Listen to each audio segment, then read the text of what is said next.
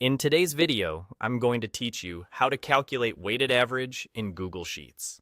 If you've ever calculated grades, portfolio returns, or true average costs, you know a plain average can be misleading. A regular average treats every number equally, but real life doesn't work that way. For example, if a final exam is worth 90% of your grade, it should influence the result far more than a small quiz. That's exactly what a weighted average solves.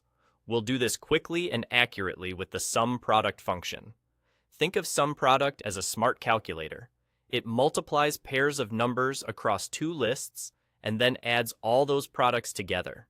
In our case, one list will be your scores, and the other will be the weights that show how important each score is. Set up your sheet with scores in one column and their corresponding weights in the next. The order matters. Each score must line up with its matching weight in the same row. In a blank cell where you want the result, type a formula that looks like this. Sum product scores range weights/range divided by sum most weights/range. That's the whole method. The top part multiplies each score by its weight and adds them up.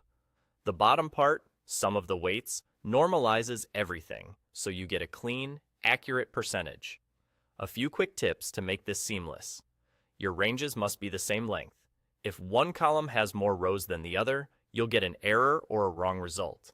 Weights can be entered as percentages, like 40%, 30%, 20%, 10%, or as whole numbers that represent importance, like 4, 3, 2, 1. Both work because you're dividing by the sum of the weights. Just don't mix formats in the same list. If you're using percentages, apply percentage formatting so Sheets treats them as numbers, not text. And keep everything in consistent rows so each weight matches the correct score. This technique also shines in business scenarios. Imagine you bought 10 items at $5 and 100 items at $2. A simple average of the two prices ignores quantity and gives the wrong picture. Using the same formula, put prices in one column and quantities in the next. Use sum product on prices and quantities, then divide by the CM of the quantities to get your true average cost per item. It reflects what you actually paid on average, not just the midpoint of the prices. That's it.